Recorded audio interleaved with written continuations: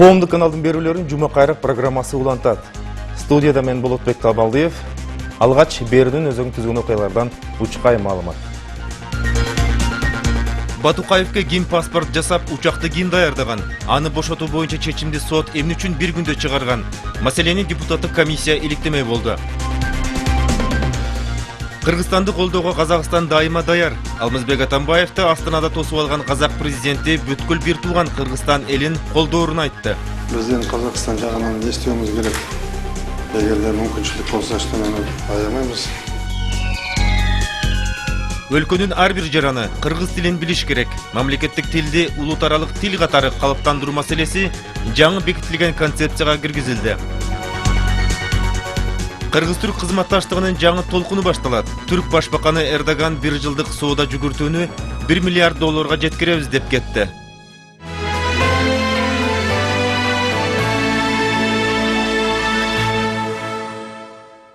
Кече Кыргызстандын улуттук коопсуздук мамлекеттик кызматынын кызматкерлери менен тартип сакчыларынын ортосунда чыр чыкты. Комитеттин өкүлдөрү Бишкек милициясынын 2 кызматкерин 20 000 сом пара алып жаткан жеринде кармаган. Атайын кызматтын расмий билдирүүсү боюнча маң заттарын мыйзамсыз сактаган үчүн кармалган адамга кылмыш козгоого өтүнүчү менен кайрылган жарандан милиция кызматкерлери 80 000 сом талап кылган. Ортодо ок атылып, бирок кимди ким атканы азырынча белгисиз. Иликтөө иштери жүрүп жатат. Программанын негизги бөлүгүнө өтөрдөн мурда жума ичиндеги маанилүү окуялардын топтому. Дүшөмбү 8 апрель Бишкек шаардык кеңешинин депутаттарынан түзүлгөн комиссия мектептер менен бала бакчадагы балдарга берилүүчү азык-түлүктүн сапаты төмөн деген жыйынтыкка келди. Жогорку кеңештин коррупцияга каршы күрөшүү комитетинин төрагасы Анарбек Калматов социалдык фонд каражаттарды максатсыз пайдаланууга жол берип жатат деп айтып чыкты. Республика партиясынын башчысы Өмүрбек Бабанов Кыргызстан банкы менен байланышкан Ата Мекен фракциясынын айыптоолорун журналисттер менен болгон жолугушууда четке какты. Дүйнө адабиятынын классиги Мухтар Ауезовго 115 жылдык мааракеси менен байланыштуу Бишкекте мемориалдык такта орнотулду. Жашылдандыруу фонду менен экс-президент Розо Тумбаеванын демилгеси деп аталган фонд Ататүрк паркында 400 түп көчөт отургузду. Орус драма театрынын мурдагы жетекчиси Борис Воробьевго карата 1-май райондук прокуратурасы кылмыш ишин козгогону белгилүү болду. Шейшемби 9 апрель Түркия премьер-министри Режеп Тайып Эрдоган Бишкекке 9 апрель күнү кечинде учуп келди. Мухтар Ауезовдун уулу Мурат Ауезов президент Алмазбек Атамбаев менен жолугуп жибек жолундагы аңгемелешүүлөр долбоорунун алкагында Кыргызстандын чыгармачылык чөйрөлөрү менен кызматташуу тилеги бар экенин билдирди. Мухтар Ауезовдун турмушу, чыгармачылык жолу жана Манас эпосу жөнүндө тартылган адамдар жолу аттуу документалдык тасма коомдук каналдан көрсөтүлмөй болду. Рейдерлик менен күрөштү катуулантуу боюнча толуктоолорду жарандык кодекске киргизүүнү Жогорку кеңеш комитети жактырды. Ага ылайык бизнесин жеке менчигин тарттырып жиберген ишкерлер сотко кайрылып, мүлкүн калыбына келтире алат. Азиз Батукаев мөөнөтүнөн мурда нарындагы абактан бошотулуп чыгаары менен Бишкекке келип, Грозный шаарына учуп кеткени белгилүү болду. Каракол шаарынын мэрин жана Сокулук, Чүйүн, Нарын райондорундагы 4 айыл округдун башчыларын шайлоо 25 апрелде өтмөй болду. Ысык Көл облусунун Нефрит асыл ташынын жер үстүндөгү 100 тоннага жакын кору табылды. Бул асыл ташты белгисиз адамдар жетөөгүздөн мыйзамсыз чыгарып кетүү аракетин жүргүзүп жатканда ага бөгөт коюлган. Германиядан сатып алынган жана 220 000 долларга бааланган жабдуулар орнотулган дартты аныктоочу лаборатория улуттук онкология борборунда ачылды. Аскердик оор техникага каршы колдонулуучу снаряддын жарылышынан 2 бир тууган Колесниковдор каза болду. Азербайжандын айлана чөйрөнү коргоо боюнча эл аралык компаниясы кыргызстандык Татьяна Бурдигинаны чымчыктар үчүн уя жасоо боюнча эң мыкты дизайнер деп атады. Чаршемби 10 апрель Түркиянын премьер-министри Эрдоган Бишкекте президент Атамбаев, спикер Жээнбеков жана премьер Сатыбалдиев менен жолукту. Мамлекеттик аларчы резиденциясында кыргыз жана түрк премьер-министрлери кеңири жыйын өткөрдү. Жолугушуунун жыйынтыгында аба каттамдарын уюштуруу жана туризм тармагында эки тараптуу келишимдерге кол коюлду. Кыргыз-түрк бир жылдык товар жүгүртү 1 миллиард долларга чейин жогорулайт. Ал тууралуу Бишкекте өткөн Кыргыз-түрк бизнес форумунда айтылды. Кыргыз-түрк Манас университетинин ректору мындан ары камкорчулук кеңеши тарабынан сунушталып, Түркия тарабынан бекитилет.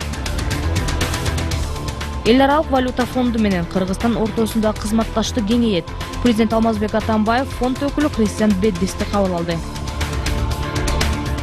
Шейшемби күндөгү жарылуудан каза болгондор жаш дизайнерлер болуп чыкты. Аскердик оор техникага каршы колдонуучу снаряддын жарылышы боюнча иликтөө иштери жүрүп жатат. Бишкекте биринчи жолу шаар тургундарынын коопсуздугун көзөмөлдөй турган коопсуз короо ачылды. Токтогул районунда Кетмен Төбө жана Чолпон Ата айыл округдарынын жолдору курулгандан бери оңдоп түзүүдөн өтө электигин айыл тургундары билдирди. Белгилүү коомдук ишмер Абсамат Масалиев 10 апрелде 80 жашка чыкмак. Бейшемби 11 апрель президент Алмазбек Атамбаев Астанага барып, казак президенти Нурсултан Назарбаев менен жолугуп, кыргыз-казак кызматташтыгынын абалы жана келечектерин талкуулады. Төрөгасы Асылбек Жээнбеков Санкт-Петербург шаарында Евразиялык экономикалык шериктештик эл аралык форумунда бажы биримдигине кирүү үчүн кыргыз парламенти тийиштүү мыйзамдарды даярдап жаткандыгын билдирди. Кыргыз-Орус өкмөт аралык комиссиянын кезектеги 15-жыйыны 22 апрелде Орусияда өткөрүлөт. Жанага премьер Сатыбалдиев катышары белгилүү болду. Президент Атамбаев элдин биримдигин жана этностор аралык мамилелерди чыңдоо концепциясын бекитүү жөнүндөгү жарлыкка кол койду. Жогорку кеңеш Азиз Батукаевдин мөөнөтүнөн мурда абактан бошотулушун иликтөөгө ала турган депутаттык комиссия түздү.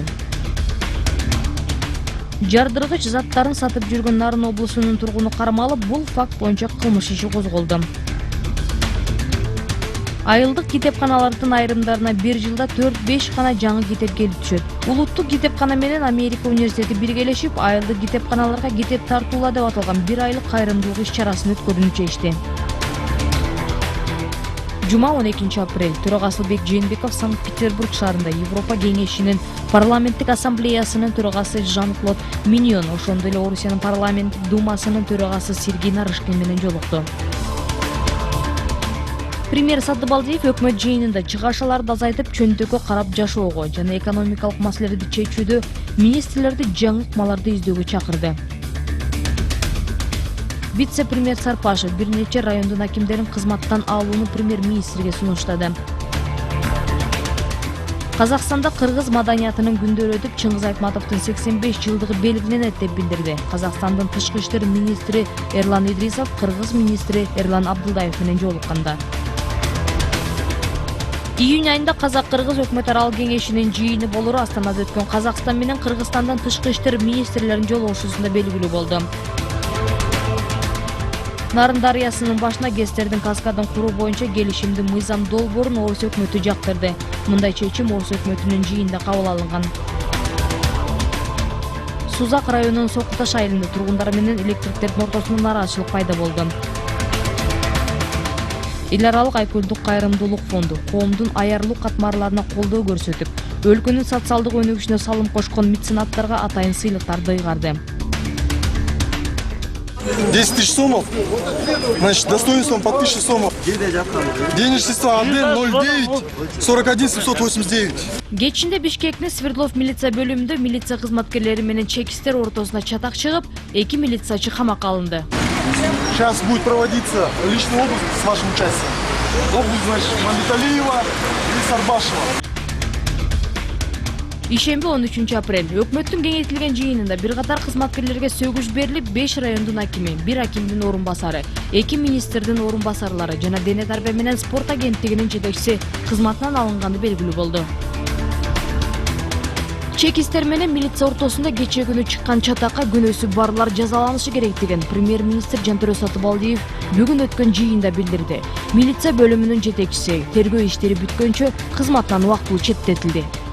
Принимайте самые жесткие меры. Всех участников виновных наказать.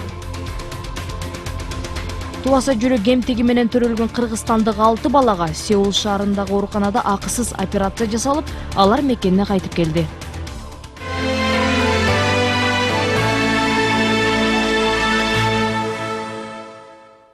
1933 жылы Түркияның 10 жылдық салтанатында сөйлеген сөзінде Мустафа Кемал Ататүрк мындай деген екен. Бүгін Советтер Союзу біздің досыбыз, қоңшыбыз, союздашыбыз. Біз бұл достыққа мұқтажбыз, бирок ертең эмне оларын ешкім алдын ала айта албайт. Ал Осман империясына окшоп бөлініп кетиши мүмкін. Ошондо Түркия эмне кыларын азыртадан билиш керек. Бұл дос өлкөбүздө биз менен тили бир, ишеними бир, теги бир боордошторубуз бар. Аларды байдерек таштабай, түркүк болуға даяр болушубуз керек. Даяр болуу тек қана ал күндү унчукпай күтүп отуруу эмес, даярдык көрүү керек. Улуттар буга кандай даярданмакчы? Рухий көпүрөлөрдү бек кармоо аркылуу. Тил бул көпүрө, ишеним бул көпүрө, тарых ал дагы көпүрө. Түрк тилдүү элдердин бизге жакындоосун күтпөстөн биз аларга жакындашыбыз керек деп айткан экен. Ошондогу Ататүрк кыялданган ишеним Кыргызстан эгемендик алгандан кийин ишке ашып, Кыргыз эли менен болгон мамилени чыңдоо, кызматташтыкты азыркыдан да жакшыртуу үчүн түрк башбаканы Эрдоган өз өлкөсүндөгү бай компаниялардын кожоюндарын ээрчитип Бишкекке келип кетти. Жолугушууларда Түркия премьер-министри Кыргызстандагы сууну туура колдонуу үчүн ГЭСтерди куруу ишин колдоп, ага көмөктөшүүгө да даяр экенин билдирди. Кыргыз жериндеги суунун пайдасыз агып кетип жатканына кейиген Эрдоган суунун баркын билип, аны туура пайдалангыла деген кеңешин берди. Анын айтымында Түркияда деле абал мурда ушундай болгон. Бирок азыр суу байлыктарынын баркын түрктөр билип калды. Түркия менен эгемен Кыргызстан дипломатиялык байланыш түзгөнүнө 22 жыл гана болгону менен түрктөрдүн тили, тарыхы, маданияты, дини кыргыз эли менен көп жагынан окшош. Кыргыздарга Түркия көбүрөөк ыктап, алато менен алаканы башынан эле бекемдегиси келет. Кыргыз жери биздин ата мекен деп, түрктөрдүн кыргыздарга болгон мамилеси жакшы. Кыргыз-түрк жолугушуулар боюнча кабарчыбыз Гүлнара Касымбекова баяндайт. Кыргызстан менен Түркиянын мамилеси 1991 жылы, тагыраак айтканда Кыргызстан эгемендикти алганда эле түзүлүп, ошондо эле саясий экономикалык алака түзүлгөн. Түркия Кыргызстандын эгемендигин алгачкылардан болуп таанып, 1992 жылы ушул Бишкек шаарында Түркиянын элчилиги ачылган. Ошол эле жылы Түркияда Кыргыз элчилиги дагы иштей баштаган. 20 жылдан ашык убакыттан бери эки өлкө ортосунда өз ара кызматташтыкты жөнгө салуучу бир нече келишимге кол коюлган. Түркиянын премьер-министри Режеп Тайип Эрдогандын бул жолку сапары учурунда аба каттамдарын көбөйтүү, туризм, токой чарбасы боюнча бир катар келишимге кол коюлду.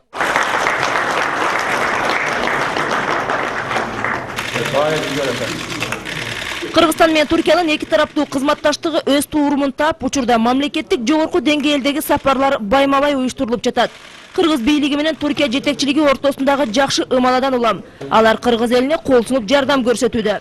Учурдан пайдаланып, Түркиянын өкмөтүнө урматтуу Тайип Бейизге Кыргызстанга $100 миллион жеңилдетилген кредит берген үчүн, $6 миллион грант берген үчүн чоң ыраазычылык билдиргим келет. Мындан тышкары Түркия Кыргызстандын $50 миллион карызын кечкени үчүн дагы разыбыз. Түрк экономикасы акыркы 10 жылда туруктуу өнүгүп, жогорку көрсөткүчтөргө жетти. Азыр дүйнөдө өнүккөн өлкөлөрдүн арасында 16-орунда турган Түркия Кыргызстан менен соода алакасынын көлөмүн $1 миллиард жеткирүүгө бел байлоодо. Sevgiyle, saygıyla selamlıyorum.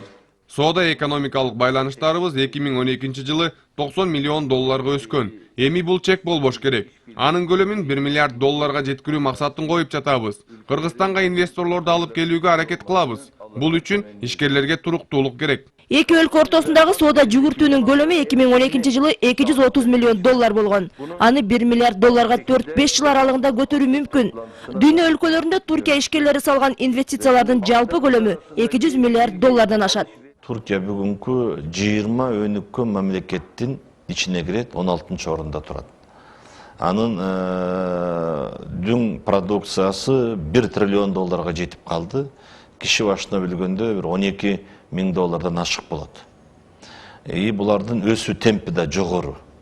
Бул Европа биримдигинин эң жогорку биринчи орунда турат өсүү боюнча. Анан экинчиден бул араб өлкөсүндө, анан кийин ошол жакынкы чыгыш мейкиндигинде регионалдык ири чоң мамлекет болду. Ошонун лидери болду да. Эрдоган менен кошо Кыргызстанга жоон топ ишкерлер келген. Алар чакан же орто ишкерликке гана эмес, ири стратегиялык мааниге ээ болгон долбоорлорго катышууга кызыктар. Кыргызстанга өзүнүн бизнесмендерин алып келип, өкмөттүн мүчөлөрүн алып келип, ошо Кыргызстанга жардам бере акча салалы. Анан кийин жанагындай чакан, майда ишкана менен токтобой биз ийри чоң проекттерге катышалы, ошонун ичинде гидроэнергетиканы катышалы деп айтып берди да. Чакырып кетти, ушул кен казуу боюнча туризм тармагында катышалы, айыл чарба продукцияларын кайра иштетүүдө деп айтып, жөн эле чакырык жасабай, ал буйрук да берип атат. Келгиле, тапкыла, салгыла депчи. Мен ойлойм, жыйынтыгы чыгат. Аны менен катар Туркиянын Кыргызстанда ГЭС куруу ниети да бар. Бул маселе Эрдоганның кыргызстандык кесиптеши Жантөре Сатыбалдиев менен болгон жолугушуусунда айтылды. Кыргызстан суу атасы болгондуктан колдо бар алтындын кадырына жетүүгө чакырык ташталды. Kırgız dostlarımıza, kardeşlerimize, şahsımıza ve heyetimize... Суу жөн эле агып кетпеш керек. Бул байлык. Ал үчүн ГЭСтерди куруу керек. Муну менен электр энергиясынын баасын төмөндөтүүгө, жаратылыш газына болгон көз карандылыкты азайтууга болот. Туркияда деле суу байлыгын колдонуу боюнча абал жакшы эмес болчу. Бирок биз агын суунун баркын түшүнүп, анын натыйжалуу пайдалануу менен көгүлтүр отко болгон көз карандылыгыбызды 8%га төмөндөттүк. Кыргызстандын сууну туура пайдаланышына салымыбызды кошууга даярбыз. Эрдоганның сапарын чет өлкөлүк жана кыргызстандык айрым саясатчылар АКШнын транзиттик борбору менен байланышкан маселеге алдын ала байланыштырган. Анткени кыргыз жергесине келер алдында түрк премьери АКШнын мамлекеттик катчысы Джон Керри менен жолуккан деп айтылган. Бирок Эрдоган Туркия бул маселеге кийлигишпейт деп билдирди. Транзиттик борбордун ордуна Манас аэропортунда чоң унаа хабы курулат деп буга чейин айтылган. Туркия болсо андай хаб түзүүгө жардам берүүгө даяр. Хаб демекчи бул багыттагы иштер башталган. Былтыр Түрк Ава жолдору компаниясы Стамбул, Бишкек, Улан-Батор каттамын ачып, учактар азыр жумасына 3 жолу каттайт. Ошондой эле Стамбул, Бишкек авиакаттамы да иштеп жатат. Түрк премьери менен кошо вице-премьерлер, министрлер жана мэрлер кошо келген. Туркия азыр курулуш жана туризм боюнча дүйнөгө аты чыгып, чоң тажрыйбага ээ. 2012 жылы түрк жергесине 32 миллион турист келип, алардан казынага 22 миллиард доллар түшкөн. Кыргызстандын жергиликтүү бийликтери эс алуучуларды тартуу жана туризмди өнүктүрүүнүн жол жоболорун Туркиядан үйрөнсө болот. Бирок ал үчүн коррупцияны жоюш керек. Акыркы учурда коррупция боюнча иштер жүрүп атат. Азыр жакшы жылыштар бар. Алар да эми Түркия 80 жылдан ашык бир мамлекет. Алар көз карандысыз болгондон кийин аларда бул система отурган мамлекет закон мыйзам чегинде контроль кылат. Ал ишке алар уруксат бербейт. Эрдоганның сапарынын алкагында Кыргыз-Түрк стратегиялык кызматташуу боюнча кеңештин 2-чи жыйыны болуп, анын жыйынтыгында биргелешкен билдирүү кабыл алынды. Кеңеш 2011 жылы апрель айында түзүлүп, алгачкы жыйын Анкара шаарында өткөн. Анын алкагында эки тараптуу байланыштардын багыты аныкталат. Эки өлкөнүн билим берүү жана маданият тармактарындагы кызматташуу дипломатиялык мамилелер түзүлгөндөн тарта жолго салынган. Кыргызстанда Туркиянын лицейлери жана 2 жогорку окуу жайы иштеп жатат. Кыргыз студенттери да квота менен Туркияда акысыз билим алууда. Азыркы жолугушууларда дагы маданият тармагындагы кызматташуу боюнча сунуштар айтылды. Кыргызстанда тургуп азалдын эстегине Бишкек шаарында тургузуу макулдашуу иретинде сунушталды. Талдоочулардын байкоосунда Туркия Кыргызстанга өзгөчө мамиле кылгандыктан бул жолу ишкерлер көп келди. Келишимдерди ишке ашыруу үчүн эки өлкө ортосунда түзүлгөн өкмөттөр аралык комиссияда иштей баштады. Түркия биздин туруктуу өнөктөшүбүз. Эми өкмөттөр аралык комиссия кол коюлган документтерди ишке ашыруу боюнча иштейт. Учурда адистер кайсыл багыт боюнча кандай иштерди жасаш керек экенин аныктоодо. Түрк премьери буга чейин Кыргызстанга 2011 жылдын февраль айында келип кеткен. Эрдогандын азыркы сапарынан кийин Кыргыз-Түрк кызматташтыгы жаңы баскычка көтөрүлөрү күтүлүүдө. Анткени саясий жолугушуулар менен кошо ал ишкерлер үчүн да пайдалуу болду. Гүлнара Касымбекова, Алтыхан Бабаев, Медержан Бейишев, Коомдук биринчи канал, Жума кайрык. Кыргызстан менен Түркия ортосундагы 1 жылдык соода саттыкты келечекте 1 миллиард долларга жеткирүү максатталып жатса, Казакстан менен болгон соода жүгүртүү өткөн жылы 1 миллиард 58 миллион долларга жеткен. Кыргызстанга ири инвестиция салган 5 мамлекеттин ичинде Казакстан дагы бар. Коңшулаш Казак өлкөсүнүн жетекчилиги жакын арада Кыргыз-Казак чек арасындагы Капка, Камышановка, Каркыра өткөрүү бекеттерин ачууга ниеттенип жатканын Жамбыл облусунда болгон көчмө жыйында казак депутаттары билдирди. Бул чек ара бекеттери ачылып калса, туристтердин саны да көбөйөт. Казак жеринде иштеген кыргыз жарандары үчүн да барып келүүгө жакшы шарт түзүлөт. Учурда болжол менен Казакстанда 50 миңдей кыргыз жараны иштеп жатат. Алардын эмгеги үчүн шарт түзүү максатында Казак парламентинде жаңы мыйзам долбоору даярдалып жатканы да маалым болду.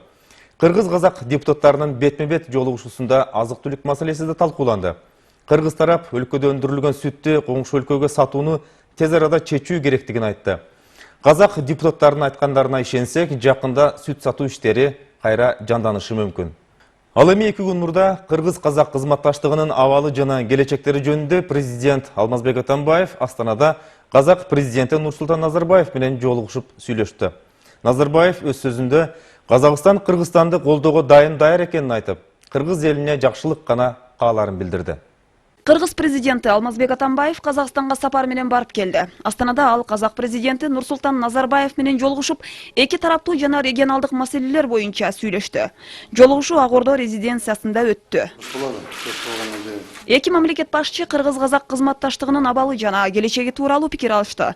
Нурсултан Назарбаев Кыргызстанды колдоого Казакстан даяр экенин баса белгиледи. Атамбаев дагы жылуу кабыл алгандыгы үчүн ыраазычылык билдирип, Казакстандын экономикалык жетишкендиктери жана башка тажрыйбасы Кыргызстан үчүн пайдалуу экенин белгиледи. Шын мәнінде Қазақстан енді туған қырғыз халқына тек қана жақсылық тілеймін. Мен өзім сізді қолдаймын, жұмысыңызды елдің ішінде тыныштық болып, өзінің жұмыстарымен айналысып, көктем болып жатыр. Ауыл шаруашылығында барлық жерде де табиғат оянып жатқан кезде барлығы жұмыс істесе екен, тыныштық болса екен, экономика көтерілсе екен, жақсылық болса екен деп ойлаймыз. Біз қолдан келгеннің бәрін жасаймыз. Қош келдіңіз. Барлық мәселелерді қарайтын боламыз. Біріншіден ушу bir туғанды ағайлық мамиле үшін рахмат. Шундай жылыта соластама. Екіншіден албетте ушу жолугушуу бизге bir топ маселени кеңешкенге мындай мүмкүнчүлүк берет. Азыркы күндө Казакстан региондо эң өнүккөн, эң мыкты өлкө деп айтсак болот. Барлығын мәселелер бар, оның барлығын талқылаймыз. Бізден Қазақстан жағынан естуіміз керек. Егерде мүмкіншілік болса, ештеңені аямаймыз. Тыныш болса екен, жақсы болса екен деп тілегіміз сол. Шын жүрегімізден. Жолугушуу жүрүшүндө мамлекет башчылар эки тараптуу кызматташууну мындан ары чыңдоонун жана тереңдетүүнүн актуалдуу маселелерин талкуулады. Былтыр казак президенти Кыргызстанга расмий сапар менен келгенде эки өлкө ортосунда bir топ проблемаларды чечүүгө багытталган маселелер каралган. Алардын ичинде соода, маданий алака, чек ара маселелери жана башкалар камтылган. Эң башкы маселелердин бири Кыргызстан азыр бажы биримдигине кирүүгө даярданып жатат. Орусия, Беларусь бажы союзун түзгөн. Biz ошо бажы союзга киребиз деп өзүбүздүн астыбызда максат койгонбуз. Бирок азыркыга чейин биз мүчө эмеспиз. Бүгүнкү сапарда алар менен сүйлөшүп, биргелешкен аракеттерди кылыш, кайсы мөөнөттө кайсы маселени чечиш, ошого баардыгын караш. Ошондой эле ушул аптада Кыргызстандын тышкы иштер министри Эрлан Абдылдаев Казакстанга биринчи расмий иш сапары менен барды. Эки мамлекеттин министрлери жолугушуп, эки өлкө ортосундагы аймактык жана глобалдык кызматташуу өзгөчөлүктөрүн талкуулады. Жолугушууда июнь айында Казак-Кыргыз өкмөттөр аралык кеңешинин жыйыны болору белгилүү болду. Казак тарап Кыргыз президентин расмий иш сапары менен келишине камылга көрүп жатат. Андан тышкары Казакстанда кыргыз маданиятынын күндөрү өтүп, улуу жазуучу Чыңгыз Айтматовдун 85 жылдыгы белгиленет. Вчера состоялся рабочий визит нашего президента. Кече президенттин иш сапары кыска болсо да көп маселе талкууланды. Эки өлкө мындан ары дагы эмне кылыш керектиги такталды. Былтыр эки өлкөнүн башчылары жолукканда bir топ тапшырмалар алдыга коюлган. Алар аткарылып жатат. Казакстан бизге көп инвестиция салган өлкөлөрдүн катарына кирет. Биз казак бизнес өкүлдөрүн чакырабыз. Эң башкысы ортодогу маселелерди чечүүгө каалоо бар. Биргелешип чечебиз деп ойлойм. Кыргызстан менен Казакстан ортосунда кызматташуу боюнча 150дөн ашык документке кол коюлган. 1997 жылы эки өлкөнүн түбөлүк достугу боюнча, 2003 жылы болсо биримдикте болуу жөнүндө келишим түзүлгөн. Ал эми былтыр эки мамлекеттин башчылары дипломатиялык алаканын 20 жылдыгына карата мааракелик декларацияга кол койгон. Кыргызстан менен Казакстан стратегиялык союздаштык келишимге жетишкени менен эки ортодо чечилбей келе жаткан маселелер да арбын. Айрым чек ара өтмөктөрү жабык. Эт сүт азыктарын Кыргызстандан алууга Казакстанга тыюу салынып, Кыргызстан кыйынчылыктарга учурап келет. Мигранттар айланасындагы жагдайларда орчундуу маселе жаратып келет. Ушул жана башкаларды талкуулоо үчүн апта башында эки тараптын эл өкүлдөрү жолукту. Кыргыз-казак депутаттарынын катышуусунда көчмө жыйын Казакстандын Кордай айылында болду. Эл өкүлдөрү эки өлкө ортосунда алака жана ортодо жаралган маселелерди чечүү жолдорун талкууга коюп, мунаса чечим кабыл алууга аракеттенди. Жолукчу жер бекеринен Кордай айылында өткөн жок. Анткени чек арага жакын жерде көп маселе бар. Аткезчилик, миграция жана башкалар. Көчмө жыйынга депутаттардан тышкары карым катнашка тиешеси бар кызматтардын жетекчилери да катышты.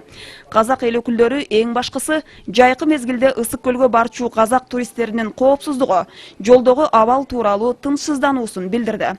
Ошондой эле казак делегациясынын башчысы Икрам Адырбеков талкууга алынган маселелерди эки тарап парламентте дагы талкуулоо зарыл экенин белгиледи. Көптөгөн маселелерди осы депутаттар Бүгүнкү сүйлөшүүдөгү маселелерди эки өлкөнүн комитеттери парламентте көтөрүп чыгабыз. Айтылгандарды чечип ишке ашыралы деп жатабыз. Көп көйгөй бар, аны ортого коебуз. Биз Ысык көлгө баруу учурунда шартты жакшыртуу, коопсуздукту камсыздоону сүйлөштүк. Кыргызстанда абал жакшырып, экономикасы көтөрүлүп жатканын көрүп жатабыз. Биз ага тилектешпиз. мына жолда кауіпсіздік, шекарадан өтүү маселелери жеңилдик жолмен.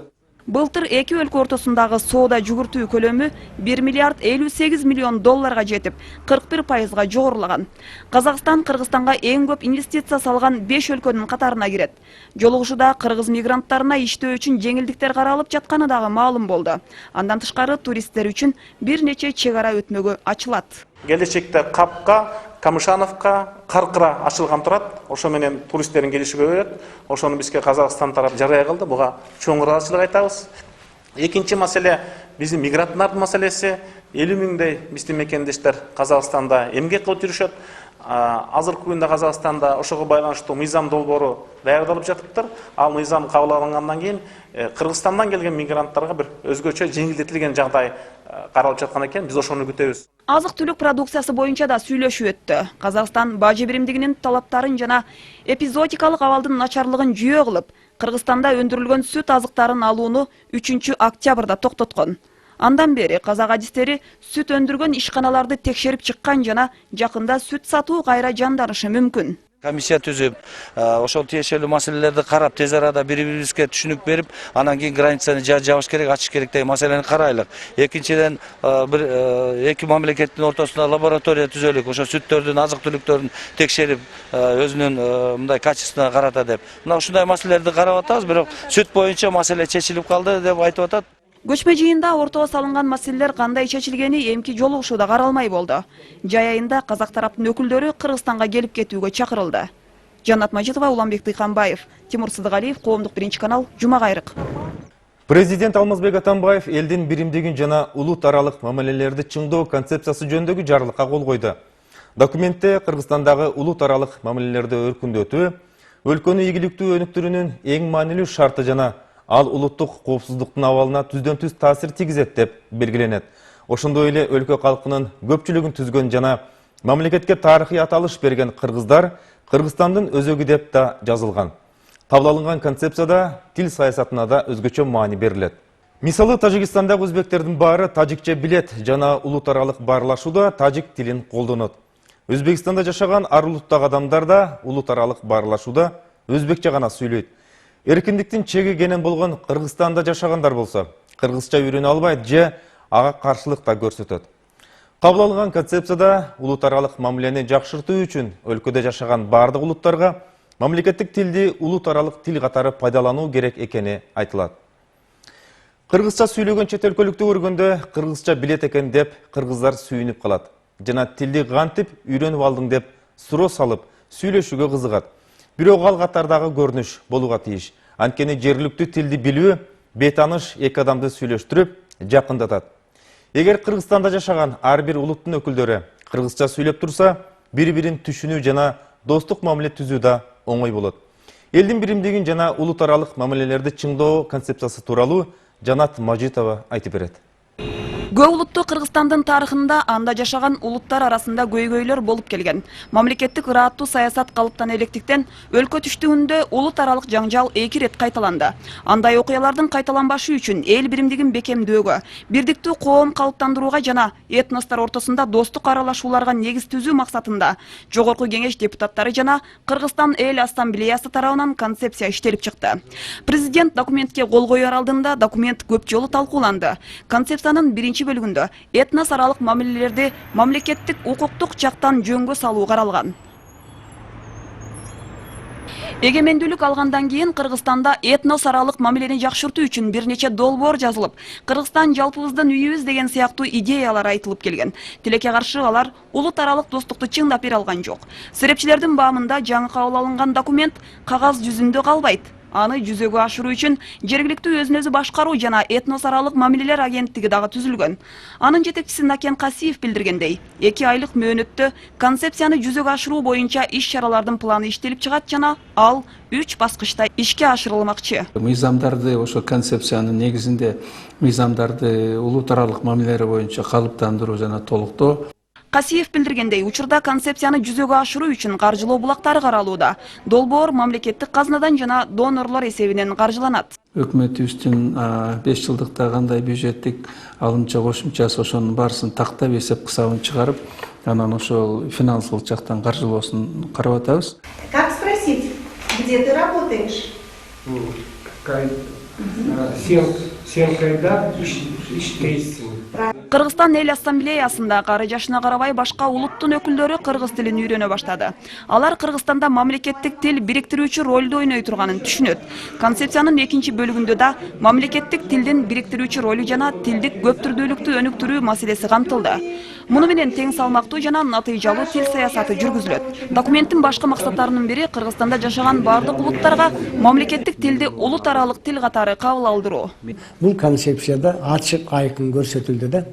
Мамлекеттик тил Кыргызстанда жашаган бардык улуттардын биримдигин, ынтымагын бекемдеш керек, күчөтүш керек. Концепцияга президент кол койгондун эртеси бир катар саясий партиялар жана Орусия тарабынан каржыланган коомдук уюмдардын өкүлдөрү журналисттер менен жолугуп, орус тилинин ролу менен артыкчылыктарын айтып чыкты. Ошол эле учурда айрым серепчилер орус тили аркылуу илим-билим алып жатабыз деген менен Кыргызстанда билим берүү өнүгүп өсүп кетпегенин, тескерисинче коррупцияланып кеткенин белгилейт. Коргоо кеңешинде дал ушул концепция талкууланып жаткан учурда да мамлекет башчы бул өтө актуалдуу маселе экенин белгилеп, ага кылдат мамиле кылуу керектигин айткан. Ал өлкөдө жашаган ар бир жаран жагабы, жакпайбы кыргыз тилин үйрөнүшү керектигин белгилеген. Маселен, айыл жеринде өндүрүш иштери мамлекеттик тилде жүргүзүлсүн дегенден айрым шовинисттер чуу чыгарып, элчиликтерге чейин кат жазып жибергени да айтылган.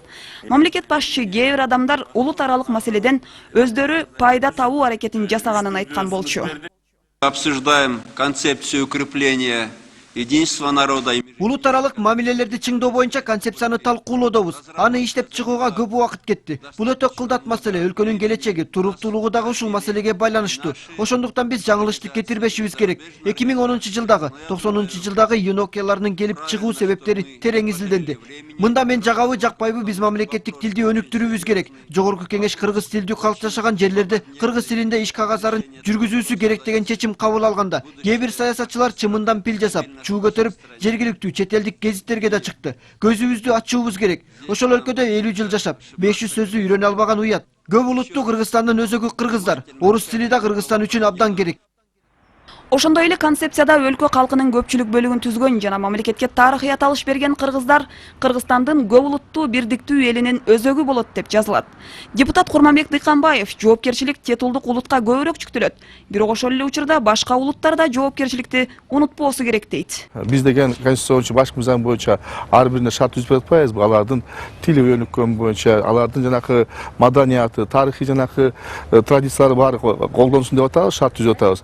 Ошон үчүн алар да ошо элибизде деген тынчтык болуш үчүн, мамлекетте биримдик болуш үчүн ар бир жаран деген ушу жоопкерчиликти алыш керек. Көз карандысыз серепчи Абдумомун Мамараимов полиэтностук өлкөдө маалыматтын орду чоң экенин белгилейт. Буга жалган маалыматтардын кесепетинен дүйнөдө жүздөгөн бейгүнөө адамдар набыт болгону мисал. Башка улуттарды көзүтчө кыргыз улутун, анан кыргыз улутунун көз алдында башка улуттардын имиджини оңдош керек деп ойлойм да. Калктар улутуна карабай кантип өз мамлекетинин толук кандуу атуулуна айланат. Бир мисал, БГУнун Конфуций институтунун директору Субайы Анарбек кытайлык казак. Бирок ал казак үчүн да, кыргыз үчүн да эмес, биринчи кезекте өз мекени Кытай үчүн жан үрөп кызмат кылууда. Кытай элинин тилин, маданиятын жайылтуу үчүн алар жогорку окуу жайларга гана эмес, мектептерге чейин Конфуций борборлорун ачууга жетишти. Биздин максатыбыз Кытай тилин үйрөнүүнү каалайтындарга Кытай тилин үйрөтүү. Биз Кыргызстан менен көрчү мемлекет. Шекарамыз 1400 километр. Осы жарайында қарым қатынас өте көбейіп, күшейіп жатыр. Күшейіп жатқанда енді мақсатымыз достықтың күшейтіп, бір мемлекет және бір мемлекетті түсіну. Мындан улам этнограф тарыхчылар мамлекетти түптөгөн түпкү улут гана өлкө үчүн күрөшпөстөн, мамлекеттин келечеги үчүн башка улуттарда иштеш жана жашаш керек дейт. Ал үчүн улуттардын баары субайы анарбек өңдөнүп, өз өлкөсү үчүн кызмат кылууга тийиш. Жаннат Мажитова, Нуркамил Асанов, Азат Жаныбек уулу, Коомдук биринчи канал, Жума кайрык. Улуттар аралык мамиленин жакшыртуу маселеси боюнча бүгүн студиябызга жергиликтүү өзүн өзү башкаруу жана улуттар аралык мамилелер агенттигинин директору Накен Касиевди чакырганбыз. Накен мырза, саламатсызбы? Саламатсыз. Айтсаңыз, ушул жаңы түзүлгөн агенттик алдына биринчи кезекте кайсыл максатта кандай иштерди коюп атат? Биринчи кезекте ушу жакында кабыл алынган концепциянын тегертесин иш кылып атабыз. Ал концепцияны биз азыр пландаштырып, мынакы жакынкы 5 жылга же болбосо 2017 жылга чейинки пландарыбызды калыптандырып, ошону концепцияны талкуулап, жакында эле мен Ош жергесине Жалал Абад облусуна барып келдим. Ошол этностор менен бул суроону талкуулап, алардын кошумча алымчасын, келечекке боло турган кээ бир алардын көз караштарын эске алып, ошо пландын үстүндө иштеп атабыз. Кээде жогорку кеңештин ичинде ушундай бир улутчулдукка байланышкан маселелер, суроолор чыгып калып атат да. Ушундай жагдай бизде эле ушундайбы же кошуна өлкөлөрдө, башка мамлекеттерде барбы? Маселелер башка өлкөлөрдө деле бар, башка өлкөлөрдө дагы бар, бирок андай болгондо дагы эми ошол саясатчыларыбыз жана биз жогоруда айткандай элдин кызыкчылыгын, биздин Кыргызстаныбыздын биримдилигин жогору коюп туруп, ошол маселелерди кандайдыр бир маданияттуу түрдө же болбосо закон ченемдүүлүк түрдө айтса, ошолорду алдыга жылдырса жакшы болот эле да. Анан мына мен азыр түштүктөн жаңыдан келдим. Ошо эл айтып атат, кээ бир депутаттарыбызды, саясатчыларды көрүп туруп абдан биз нааразы болуп атабыз. Ошолор менен бир сүйлөшсөңүз, ошолор менен бийлик жетекчилери да бир сүйлөшсө, айрыкча ушул улут маселеси, жерлердеги көйгөйлөрдү ошол улут маселесин айлантырбай, жалпы Кыргызстандагы болуп аткан проблема катары козгосо жакшы болот эле деп, эл дагы мындан коркуп, мындай бир үркүп калган маанайда да мына 3 жыл өттү. 3 жылдан бери жараат кичине айыгып келатат. Бирок ошондой болсо да элдин ичинде терең кооптонуу, коркуп үркүп туруп атат. Ошондуктан мен бүгүн ушу берүүдөн пайдаланып, ушу биздин депутаттарга дагы, атка минерлерге, кээ бир ошо жерлерде да азыр үндөр чыгып атат, кээ бир аша чапкан улутчуларга кайрылат элем. Ушу мамиледе ички терең маданияттуулук, бири-бирибизге болгон толеранттуулук деп коет эл аралык тилде, же болбосо бири-бирибизге болгон тилектештик, же болбосо мындай бир чыдамкай, ушу маселеде кичине чыдамкай болсок, көтөрүмдүү болсок, анан айкөлдөгөн элибизде бир сөз бар. Биринчи ушул биздин элибизге таандык айкөлдүк маселесин дагы бир эстен чыгарбай, ушу маселеде айкөл болсок да. Мисалы айталы да, тигил бул киши же депутат ушундай бир улутчулдук бирдеме айтып койсо, анан сиздин жетектеген агенттик ушул улуттар аралык мамилени тескеген уюм катары бир жөнгө тартып же бир тизгинин тарта алабы? Кай жерде бир кичинекей чыр-чатак чыгып калса, ошол жерге чуркай берсек, биздин иштин жыйынтыгы жакшы болбой калат. Биз ошол иштерди мындай мониторинг, байкоо жүргүзсөк, башка мамлекеттик уюмдар менен алдын алуу маселенин үстүндө иштешибиз керек. Анан ошондуктан бул маселени козгоп же болбосо курчутуш үчүн ар бир атуулдун бул милдети болот да, туурабы? Ошондуктан муну болтурбай калыш биздин гана колубузда. Дагы бир суроо берип калайын. Мынакей алыска барбай эле Өзбекстандын калкы 27-28 миллион болсо, анын 10 миллион тажик, 3 миллион кыргыз экен да. Ошол эле Россияда 100төн ашуун улут жашайт экен. Аларда улутчулдук маселе чыгабы, чыкпайбы? Аларда деле бар, бирок эми биздикиндей жанакындай аша чапкандыкка барган жок да. Аларда деле бар. Аларда да өз убагында ошол эле мамлекет, бийликтин башындагылар, ошол жерлердеги өз алдынча башкаруу органдары ушунун баарын тыйып, ушунун баарын мындай бир жакшы жолго коюп атат да. Анан эми мен ойлоп атам, бизден көп эл жашаган чоң өлкөлөр бар. Ошону башкарып, ошону тескеп аткандар бар. Аларда да аттуу баштуу кишилер бар. Мен ойлоп атам, бизде азыр 100төн ашык этнос бар да. Мына ошолорду бириктирип, баягы улуу калыбыл айткандай, ырыстын алды ынтымагын кеткенде алдыңдан кетет алтын так деп, биздин республиканын келечектиги үчүн биз ынтымактуу жашасак, мен ойлойм, келечегибиз, экономикабызда, саясатыбызда туруктуу болот, дагы биздин өлкө жакшы элдердин арасына, өлкөлөрдүн арасына кошулат деп. Анда ушул бизде кичинекей бир окуядан ушундай от алып кеткен эмне себептен болот деп ойлойсуз? Эң себептери эми элибиз кичине курал катарында ошонун артынан ээрчип кетип атат. Бирок мына 2 жолку чатактан кийин эл да азыр кичине ойлонуп атыптыр. Ошол элдин арасынан мен азыр угуп келдим. Биринчиден ушул маселеге мен да айттым. Алар да өздөрү айтып атат, курал болуп бербейбиз эми. Биз ойлонуп атабыз. Ошол эле өзбек мектептеринде кыргыз класстары болсо, кыргыз тилин өздөштүрсөк, кыргыз тилин улут аралык катташа турган, сүйлөшө турган тил катары үйрөнсөк, анан эң негизгиси кыргыз жаран деген улуу бул миссияда. Ошону аткарыш үчүн биз балдарыбызды ушул бала бакчадан, мектептерден баштап жакшылап тарбияласак, анан бизде дагы жана америкалыктар американцы деп коет да, ошондой эле бизден биз кыргыздын жараны деген улуу мындай бир жүрөгүбүздө сезим пайда болот го деген оюм бар да. Сизге чоң рахмат анда, ишиңизге ийгилик болсун. Студиябызда жергиликтүү өзүн өзү башкаруу жана улуттар аралык мамилелер агенттигинин директору Накен Касиев болду. Программабызды улантабыз.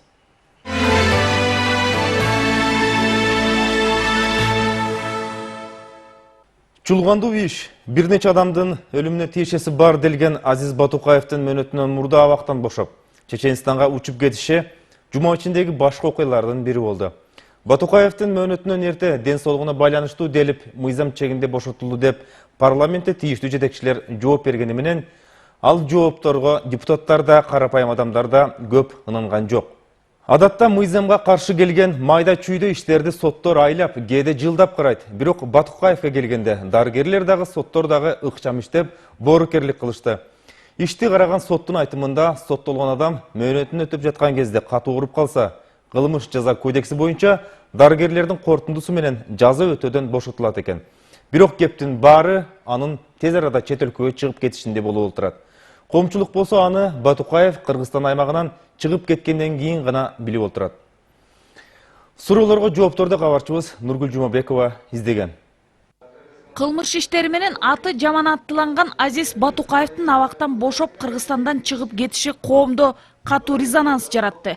Маселе 11 апрелде парламентте талкууланды. Ал убакта Батукаев эбак эле атайын учак менен Грозныйга учуп кеткен эле. Ага кимдер шарт түзүп берди? Окуялар чынжыры кандай өнүктү? Муну эми депутаттык комиссия ириктей турган болду. Окуя көпчүлүккө, анын ичинде президенттик аппаратка күтүүсүз болду. Президенттин кеңешчиси Фарид Ниязовдун биздин каналга берген маалыматы боюнча Алмазбек Атамбаев Казакстанга жасаган иш сапарынан келери менен бул окуяга байланыштуу маалыматтарды, материалдарды талап кылды. Во-первых, хочу сказать, что в аппарате президента были шокированы. Президенттин аппараты үчүн бул маалымат түшкө кирбегендей окуя болду. Президент бул окуя боюнча толук маалымат берүүнү талап кылды. Мен бир нерсени ачык айта алам. Президент жарыялаган күрөш мындан да ыкчамдап кылмыш чөрөсүнүн бир да мүчөсү баш көтөрө албайт. Негизи окуя 9 апрель күнү болгон. Нарын шаардык сотунун судьясы Жапар Эрматов ошол Теңир тоодогу номер 4 тергөө абагынын башчысы Абылгазиевдин өтүнүчүн канааттандырып, Азиз Батукаевди мөөнөтүнөн мурда эркиндикке чыгаруу боюнча чечим кабыл алган. Батукаев дагы 8 жылдан ашуун отурушу керек болчу. Соттун маалыматы боюнча Батукаев катуу жана айыккыс ооруга чалдыккан экен. Нарын шаардык сотунун төрагасы жана сот ишине төрагалык кылган Жапар Эрматов ал чечимди биздин каналга берген интервьюсунда негиздүү жана мыйзамдуу деп эсептейт. Жыйынтык 2013 жылдын 9 апрелинде чыгарылды соттун токтому менен. Соттун токтому менен соттолгон Азиз Батукаев катуу оорусуна чалдыккандыгына байланыштуу жаза өтөөдөн бошотулду. Бул мыйзамда көрсөтүлгөн кылмыш жаза кодексинин 71 статьясында. Бул чечимге келүүнүн эң негизги себеби атайын медициналык комиссиянын корутундусу чыккан. Кыргыз Республикасынын өкмөтү тарабынан бекитилген жобого ылайык бунун оорусу жаза өтөөдөн бошотулган негиз болот. Парламенттик талкуу маалында саламаттык сактоо министри Динара Сагынбаеванын берген маалыматы боюнча Азиз Батукаев 2006 жылдан тартып ак кандуулук илдетине чалдыгып, бооруда цирроз болуп кеткен.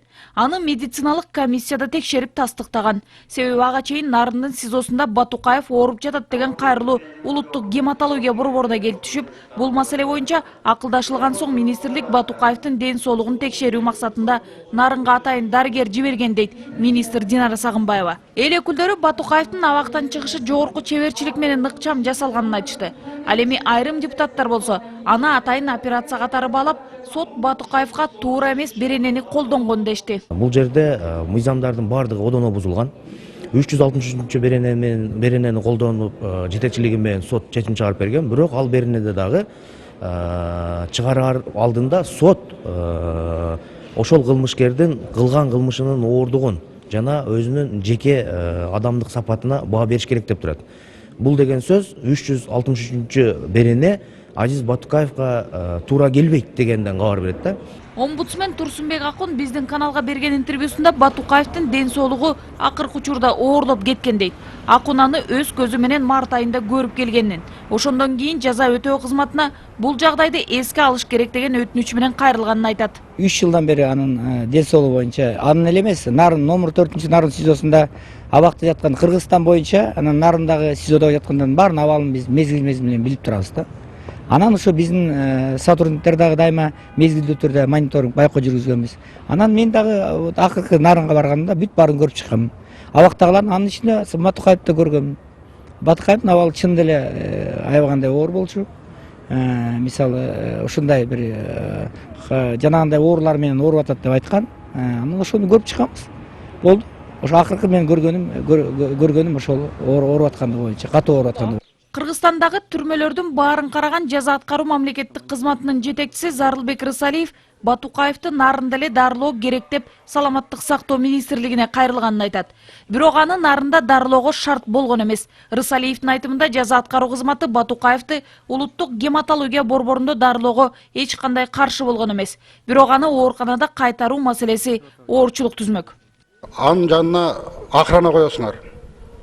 Бул өзү бир палатага жатса, охранандагы кишилерге карай коебуз, автоматчандар. Анан бирөө нападение, сападение болсо ким жооп берет деген менде кат бар ошондой. Жооп келген. Ошон үчүн анда Нарын условиясына кармайлы десек, Нарын условиясына болбойт деп биз ошо менен токтодук. Сиздер жакшы билесиздер, Батукаевга канча кишилер мындай душмандардын көп экенин жакшы билесиздер. Ошон үчүн биз дагы анын безопасность жагында карадык. Батукаевди бошоткон сот отурумунда башкы прокуратуранын өкүлү да катышкан.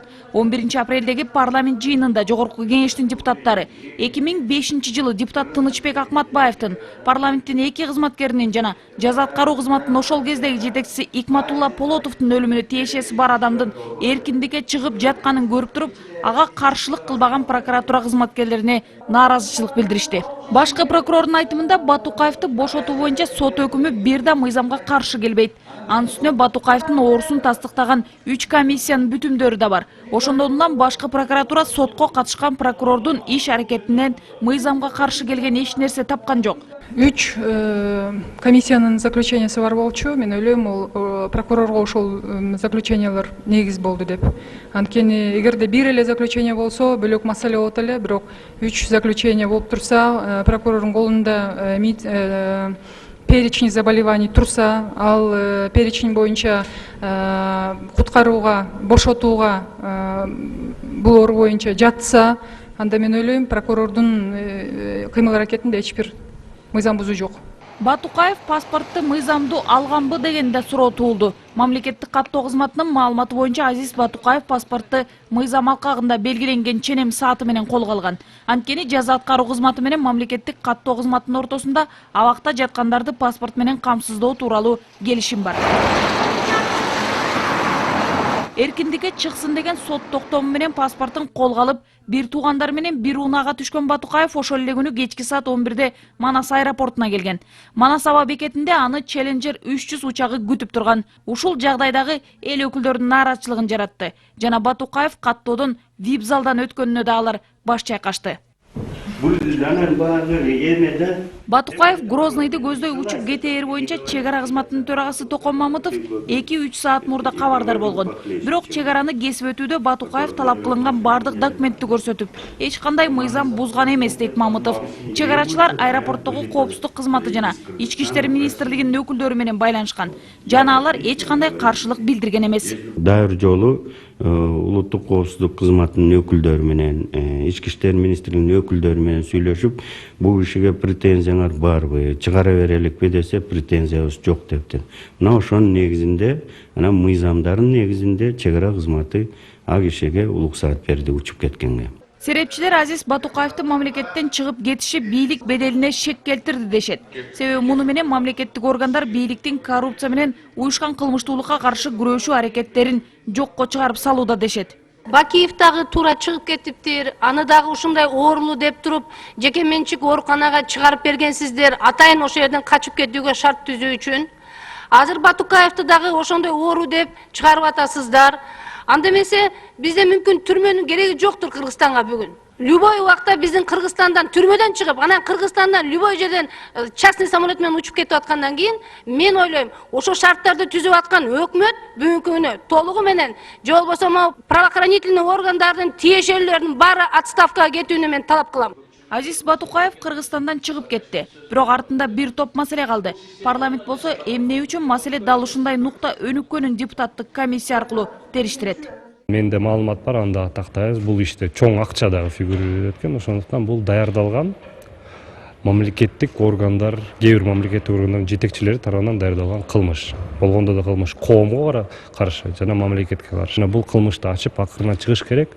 Жооптуу ошо жоопкер мамлекеттик өкүлдөр, кызматкерлер жообун сөзсүз түрдө алыш керек. Мына июнь окуясы боюнча күнөөлүүлөр кармалды деп, кайра кетип калды деп, ал боюнча эч ким жоопко тартылган жок. Ахмат Бакиев колго түштү эле кайра качып кетти деп, ал боюнча эч ким жоопко тартылган. Бул дагы жолу ошол сиз айткандай белгилүү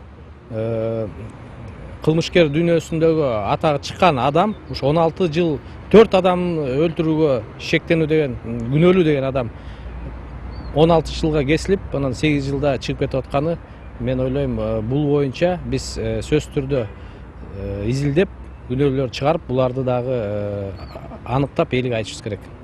Келер аптанын дүйшөмбү күнү депутаттык комиссия алгачкы отурумга чогулат. Анын курамына кирген депутаттардын айтымында азыркы учурда комиссия бардык документтерди топтоп жатат. Эл өкүлдөрү кайсы мамлекеттик чиновниктин бул ишке тиешеси болсо, алар сөзсүз жазасын тартат деп так кесе айтууда. Нургүл Жумабекова, Алмаз Нурманбетов, Азамат Кыдыр Токтоев, Коомдук 1 канал, Жума кайрык. Ал эми өкмөт башчы Жантөрө Сатыбалдиевдин буйругу менен бүгүн бир катар аткаминерлер эрден шыпырылды.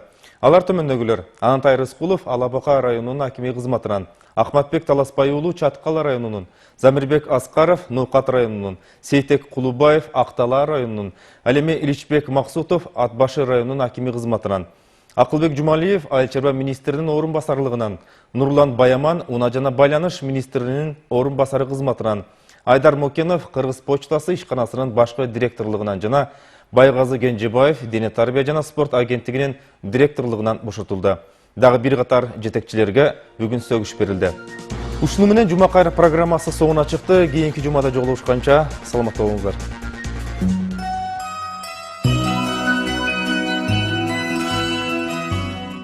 Саламатсыздар, урматтуу телекөрүүчүлөр, Коомдук каналдын аба ырайы маалыматы менен тааныштырам.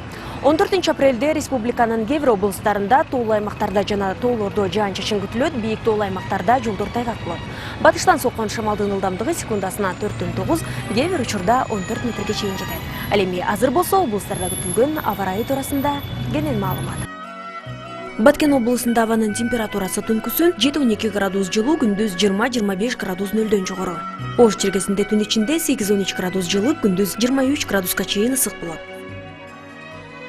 Жалал Абад аймагында түнкүсүн 9-14 градус жылуу, күндүз 20-25 градус нөлдөн жогору. Ал эми Нарын облусунда түнкүсүн 5-10 градус жылыса, күндүз 16 градуска чейин көтөрүлөт. Эртең Ысык Көл облусунда түнкүсүн 3-8 градус жылуу, күндүз 11-16 градус нөлдөн жогору. Талас аймагында түнкүсүн 7-12 градус жылуу, күндүз 20 градуска чейин көтөрүлөт. Чөйрөнүндө түнкүсүн 9-14 градус жылыса, күндүз 24 градуска чейин ысык болот. Эртең Бишкек шаарында жаан-чачын күтүлбөйт, ал эми батыштан соккон шамалдын ылдамдыгы секундасына 4-9 метрге чейин жетет. Абанын температурасы түнкүсүн 13-15 градус жылыса, күндүз 25 градус нөлдөн жогору. Сиздер эртеңки күнгө күтүлгөн аба ырайы туурасында тааныштыңыздар. Ал эми азыр болсо эмки жумада бизде кандай аба ырайы күтөт, ошол туурасындагы маалымат сунушталат.